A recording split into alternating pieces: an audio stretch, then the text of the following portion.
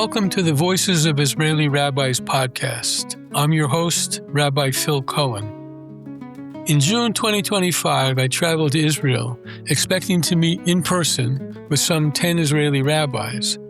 That journey, however, coincided with Israel's conflict with Iran, which meant I spent a good deal of time in my Airbnb shelter, and that travel around the country was ill-advised. As a result, I conducted all but one of these conversations from the relative comfort of my Airbnb. I came to realize that their lives and work were fascinating. More than that, they constituted a remarkable community whose contributions are little understood outside of Israel. I decided to devote this podcast exclusively then to Israeli rabbis and to share their stories with a world that often knows Israel only through the headlines. So I speak with rabbis from every stream of Jewish life and every corner of Israeli society. Thanks for joining me on this episode of the Voices of Israeli Rabbis podcast, as my guest and I build a permanent oral history of Israeli religious life, one conversation at a time. My next guest is journalist and Shalom Hartman Institute fellow Amotz Asa-El, whose column in the Jerusalem Post, Middle Israel, I've been reading for I don't know how long. I communicated with him about a different matter and mentioned this podcast, and he offered to be on the podcast. Now, for someone like him, I'm making an exception. He's not a rabbi, but he's an astute observer of Israeli life. And I accepted his offer, and here he is with me.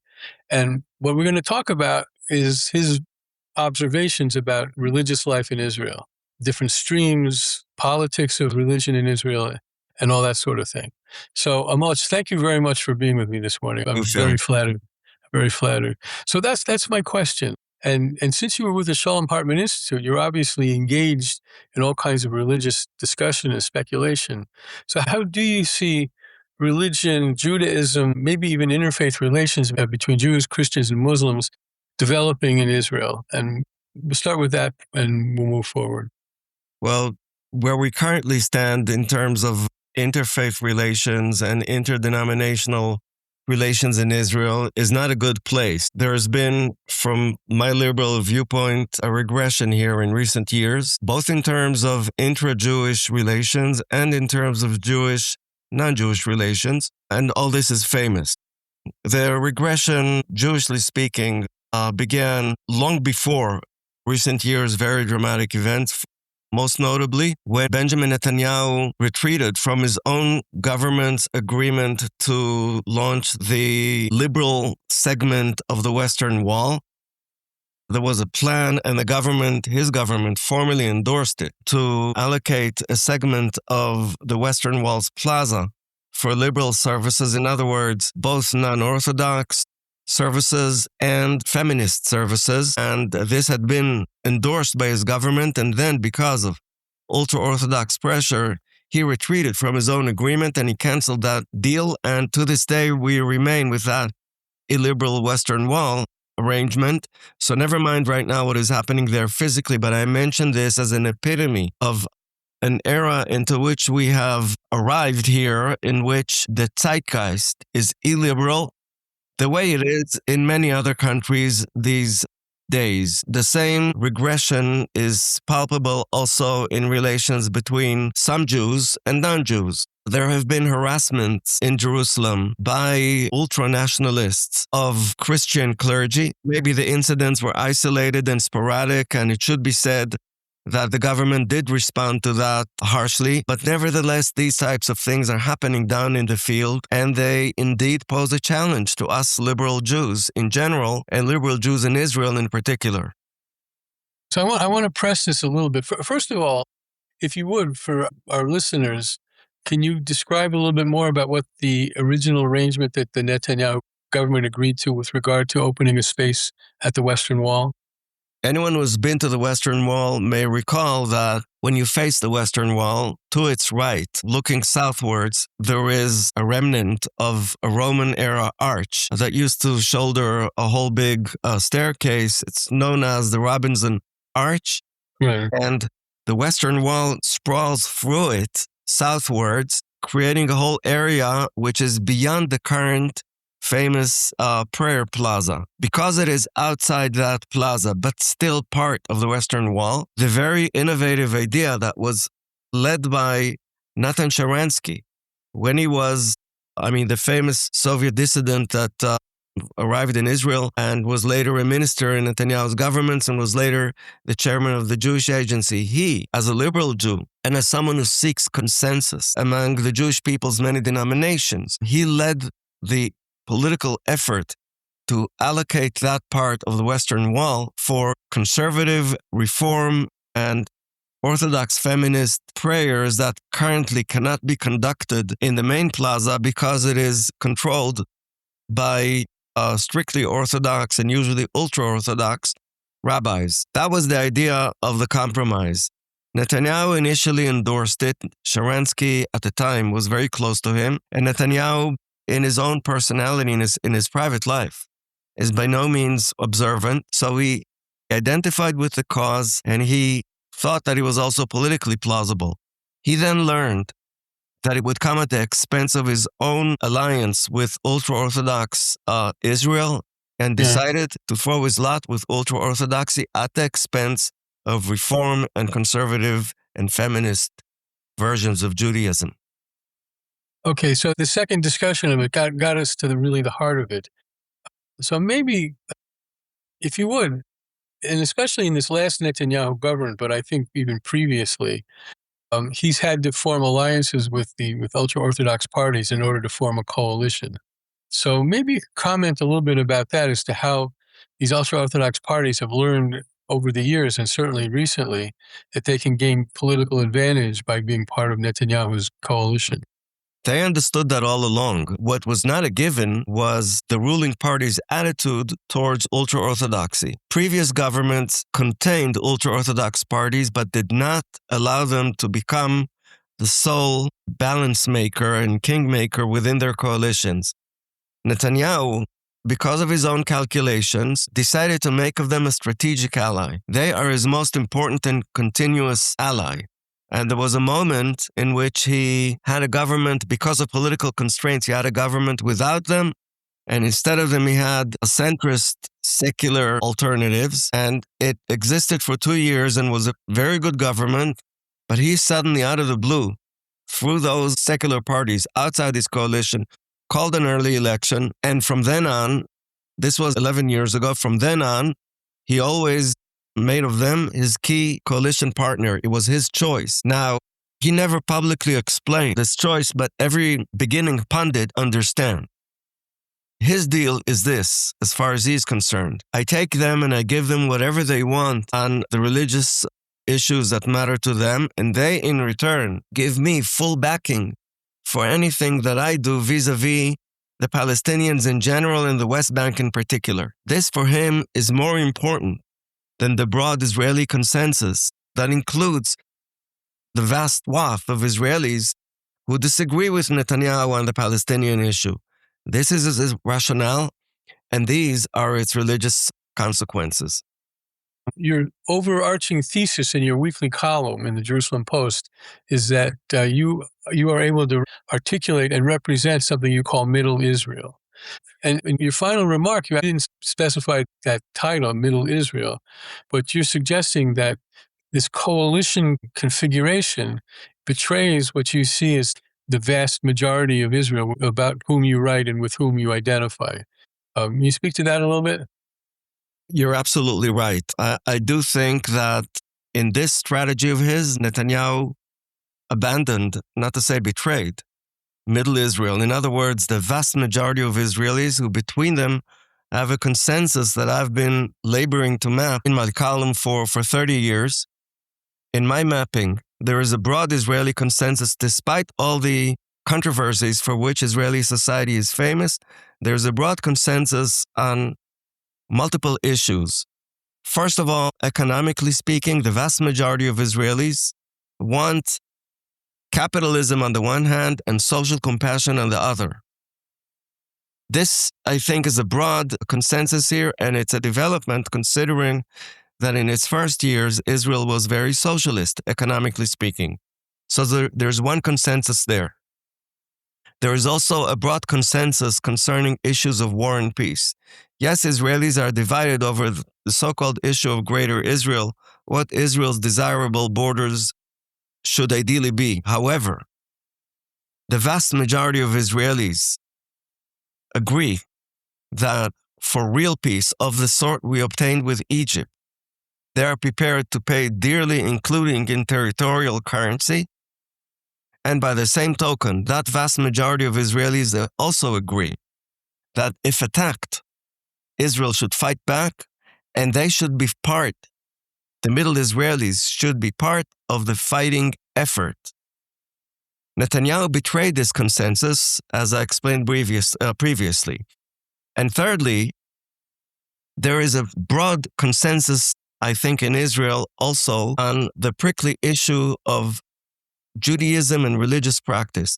Are all Israelis religious? Of course they're not. Are all Israelis secular? Of course they're not that too. However, most Israelis are against religious coercion and against secular coercion. And they do want a measure of Judaism in the public sphere. The vast majority of Israelis are happy with the fact that according to Israeli law, an employer is forbidden to make his employees work on Shabbat. This secular Israelis are happy with. For instance, a vast majority of Israelis circumcise their baby boys despite being secular.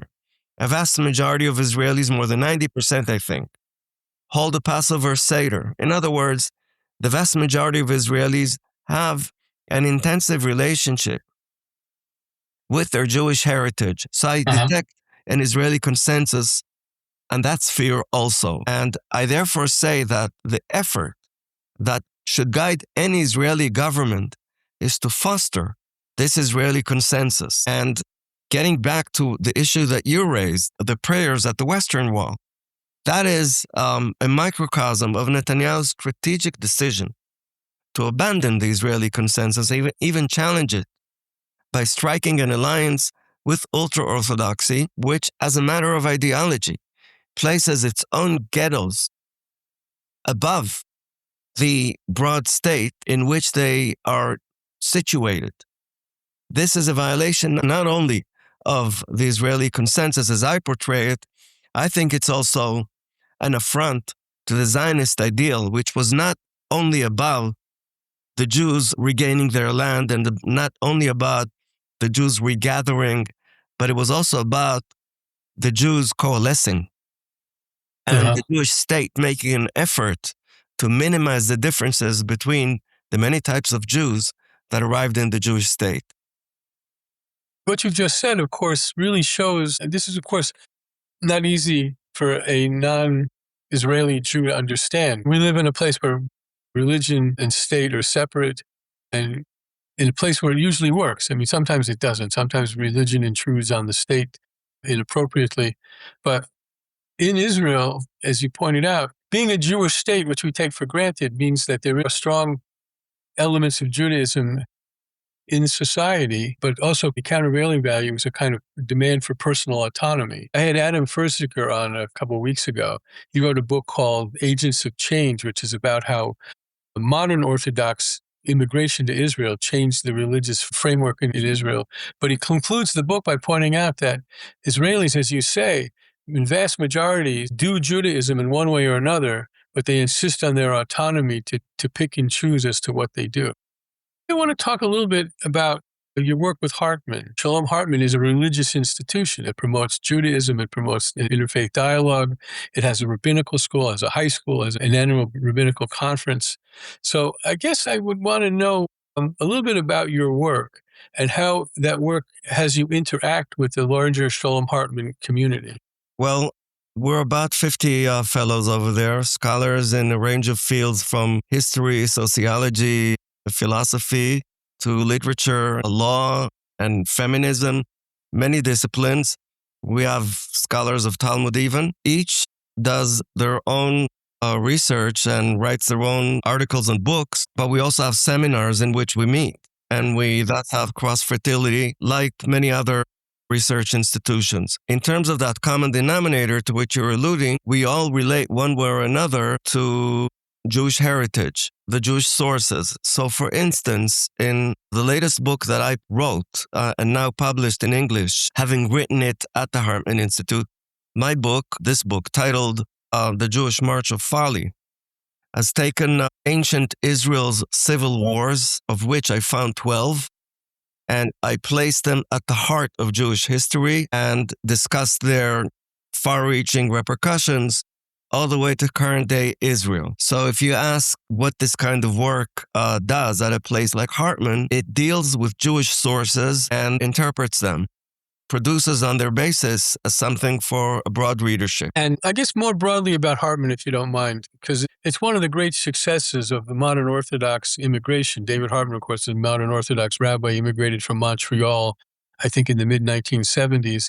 And he built this institution, which is now a juggernaut. It has offices in the United States. I've been to the center a number of times in Jerusalem. So maybe you comment a little more broadly about its work, and maybe a little bit more about your participation in the work of the Institute itself. Well, I'm most familiar with the Scholars Program, of which I'm a part. So I'm not that familiar with the rest, but I can say that the whole complex includes 2 high schools, one for boys, one for girls, with some common activity between them. So there are high schools, and there are many programs, for instance, for rabbis of the sort that you mentioned, but they're non-denominational. In other words, everyone is welcome and everyone indeed joins. From Reform all the way to ultra-Orthodox participants. There are also interfaith programs. There are programs towards the Israeli school system. For instance, there are programs at the Hartman Institute that train Bible teachers, especially in Israel's secular schools, so that the teaching will be inspired by Jewish heritage, but not proselytizing or missionizing as other programs in Israel do. And there are programs that foster the teaching of post-biblical Jewish sources in high schools. These are the types of things that happen at the Hartman Institute. Also, Hartman Institute has been extremely active in holding frameworks for Israeli military officers from colonel upwards to discuss issues of war and morality. These are the types of things that happen at the Hartman Institute. How does the powerful nature of what Hartman does stand up to what's going on in the government? In other words, I'm wondering if this has any potential for being, not in and of itself necessarily, but in a way to bring about social change, political change in Israel, to try to reverse the kind of political situation you described.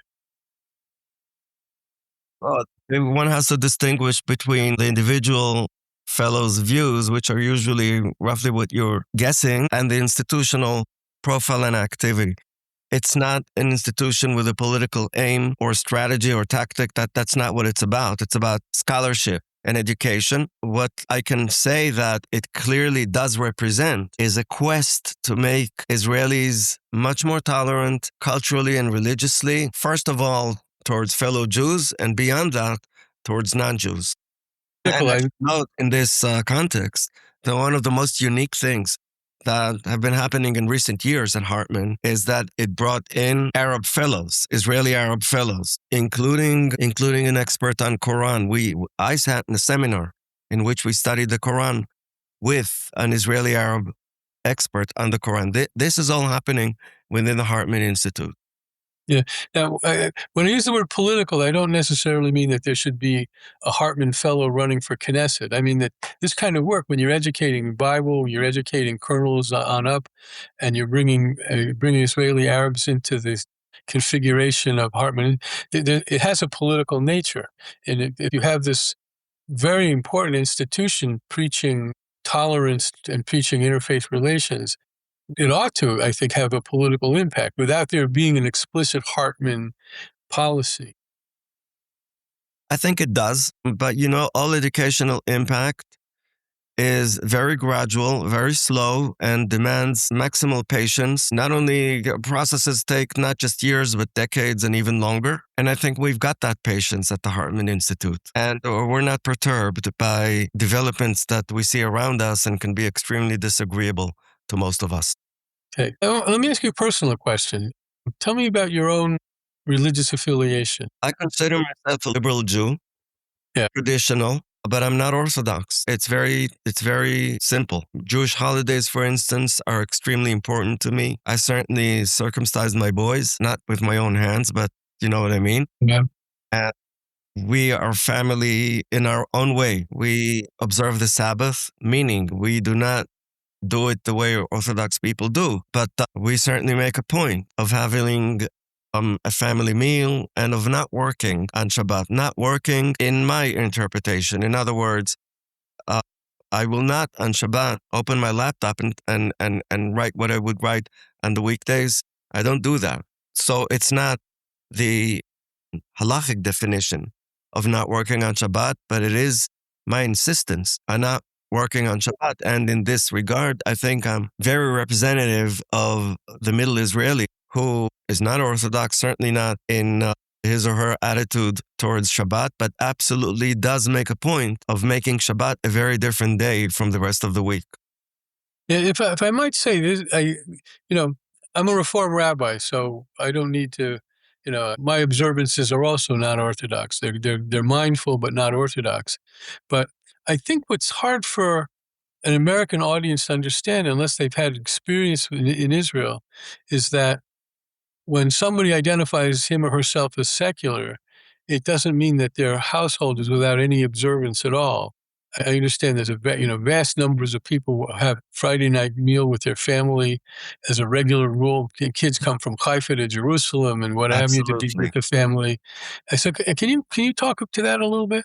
Well, it's part of the culture here, and it actually sets Israelis apart from much of the Western civilization, where there is rapid societal atomization and also a decline of the family institution. In Israel, the family institution is extremely solid. It's clearly the center of Israeli society, and it's not affected by modernity the way modernity has affected the rest of Western society, for better or for worse.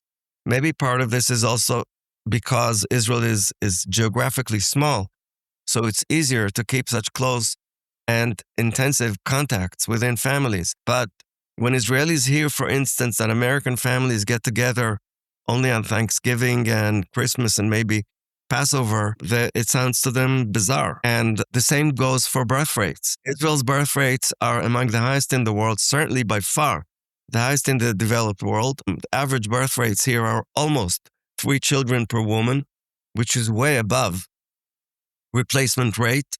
Right. And almost infinitely larger than birth rates in countries like Japan, Spain, Russia, all of which are shrinking demographically.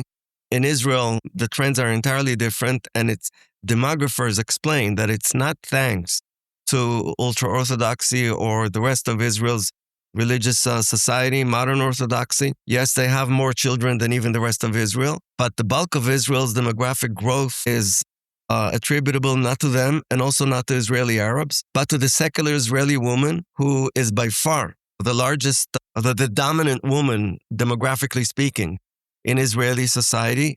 And she has, on average, almost 3 children, despite being educated, upwardly mobile, and often affluent. And we've had here, for instance, women who were CEOs of banks and had 3 children, and even 4. So in this regard, we're completely different, and there is a broad Israeli consensus in this. And even if no one knows how to exactly link this to our Jewish heritage, in my interpretation, it clearly is linked to that. Now, you anticipated my question, so how do you see that linkage? I think that it's what Israelis are used to and appreciate. And there is a value here of children being more important than anything. And moreover, one of the most ancient and consistent Jewish values is education. Jews were commanded in antiquity to grant their children knowledge of reading and writing and to instill in them the value that studying is more important than anything else. And while Israelis today argue bitterly over the ultra-Orthodox interpretation of this quest, there is no arguing that the quest in its broader interpretations is shared by all Jews and certainly by all Israeli Jews. And that is why there is such scholarly excellence in Israel, in my view. It's Jewish heritage. So if you take a working class couple in Israel with limited financial resources and see how much they are prepared to invest at their own expense in their children's education and enlightenment, you'll see that that share is extremely large. I think that too is part of Jewish heritage. In this podcast, I speak with any rabbi who come on a Zoom call or on a Riverside call with me, conservative, Masorti, Reform. And so one of the elements of why I'm glad I'm talking with you is I wonder if you can speak about what else is happening in Israel. We're talking about Orthodoxy and Haredi Judaism and its hold on the government. But what else do you see that's going on that is of merit, interest, and maybe even has some potential to bring about some social change in the country? Reform, Masati, so forth. Well, we need time and we need leadership that, as we had here most of the years, leadership that, first of all, recognizes this as a goal, the effort and the ambition to bring us different Jews together and closer to each other and to respect each other with our differences. There was a time in Israel long ago, before I was born, when the secular majority tried to impose itself on the Orthodox minority. We're light years away from that past. And now we've swung to the extreme opposite with ultra-Orthodoxy trying to impose itself on secular Israel. I think we'll swing back to the center one way or another, and hopefully in the nearest future, and have your leaderships that appreciate and look towards the common ground and the center and the mainstream. And out of this, often you get more than just technical compromises, but also inventive formulas for cohabitation. So in recent years, for instance, you can see, if you are ever in Israel on the holiday of Shavuot, when we Jews celebrate the studying of the Torah, historically, you go on a Shavuot night through the streets of Jerusalem or Tel Aviv, and you'll see flocks of secular Israelis going to all kinds of lectures, seminars, and private houses meetings in which they hear all kinds of lessons and lectures about the Jewish sources. In other words, there is this new inventive, purely Israeli way to celebrate Shavuot that is evolving as we're talking. The same thing happens to the way Orthodox prayers, modern Orthodox prayers, are being conducted. Increasingly, they're being not only accommodating to feminism, to feminist ways of praying, which was once unthinkable, but they're being predominantly such. So today there are dozens of Orthodox synagogues only here in Jerusalem, but there are others proliferating also elsewhere in Israel, where you can see women playing an increasingly central and totally legitimate role in conducting the services and in running the congregation, in reading the Torah portion, doing anything that's done in the synagogue, being cantored, and all that was once unthinkable. This is happening in Israel. In America, it happened, initially at least, through the non-Orthodox parts of Judaism, like the Reform movement to which you belong. Over here, it began from the modern Orthodox movement. So that too is changing. Everything is dynamic. And these dynamics, they create conditions for better dialogue in the future, for more reconciliation, and for the creation of new forms of Jewish observance and tolerance. We began this conversation on a critical, maybe pessimistic note, but we're concluding with some degree of not only hope for the future, but recognition that things are happening in Israel now that are revolutionary by the standards of even the mid-1970s when I first encountered Israel. I spent some time in a yeshiva, a very short time, Or Sameach, Yeshivat Or Sameach, and I remember a recording by a guy, I won't mention the guy's name, an Orthodox rabbi, a well-known Orthodox Haredi rabbi. It was a recording of a class, and in the class, he was asked about women teaching Talmud or studying Talmud. And his answer was, women don't study Talmud. And that was the end of the conversation. So this is 50 years later, 40 years later. And you can see things happening in the Israeli plain that are really interesting, really fascinating. As I said before, I was prepared for this by Adam Fursiger's book, in which he spends a lot of time, in fact, documenting how feminism has changed religious practice significantly in corners of Israel. So I've taken to asking all my guests this similar kind of question as we conclude our discussion.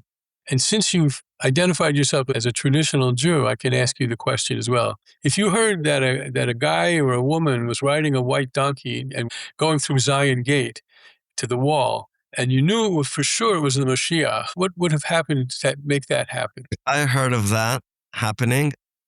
I would go to that donkey, address the person riding it, and explain to him that he's not the Mashiach. Okay, why? I don't believe in this personal Mashiach. I explained that in my book, The Jewish March of Folly. And I think that messianism was both a result and a cause of the Jewish March of Folly. It led our leaders to terrible, fateful decisions, most famously en route to the Roman destruction of Jerusalem that we're going to lament this next week. Yeah. But also in much later events. And it's at play once again in Israel today with equally dangerous prospects. Okay. Good answer. A good answer. But I'm going to ask the question differently then. What kind of developments in Israel in the near term and the next generation would you like to see happen that would improve the religious landscape of the country? It doesn't have to be a personal Mashiach. We'll get that off the table. That's really the point of my question. I want all observant Israelis to respect each other personally and their forms of observance religiously. We have long ago established that on the part of secular Israel. Secular Israel today respects a religious person's priorities and faiths and modes of observance. And we need now that coming also not only between observant Israelis, but also on the part of observant Israelis and especially their rabbis. We need them to learn to respect secular Jews and secularism in general and cease to see in it and to preach that a secular Jew is an oxymoron. That's what they claim. And a secular Judaism is an accident of history. That too they claim. They've been claiming this now for 2 centuries and it's unfounded. And their inability or refusal to accept secularism as a legitimate part of Jewish life, form of Jewish life, then is a major problem of Israeli life. And I do believe that in the future they will gradually learn to respect this as a legitimate form of life, the one that they do not adopt, but is legitimate nonetheless. Okay, well, that's a very excellent way to end this discussion. Amotz, thank you very much for spending this time with me. Toda rabba lecha. Vakasha, Yom Tov. Thanks for listening to the Voices of Israeli Rabbis podcast. I hope you enjoyed the program. Stay tuned for future episodes as, with the help of my guests, I continue to unpack the diverse lives of rabbis who have made Israel their home. Please give the podcast a 5-star review on Apple Podcasts to help grow the audience of people interested in the lives, hopes, and dreams of the life of the Jewish state. Special thanks to Steve Lubetkin of Lubetkin Communications for engineering this episode. You can reach me at Rabbi Phil Cohen at ravphilmcohen@gmail.com. That's ravphilm.cohen, ravphilm.cohen@gmail.com. See you next time.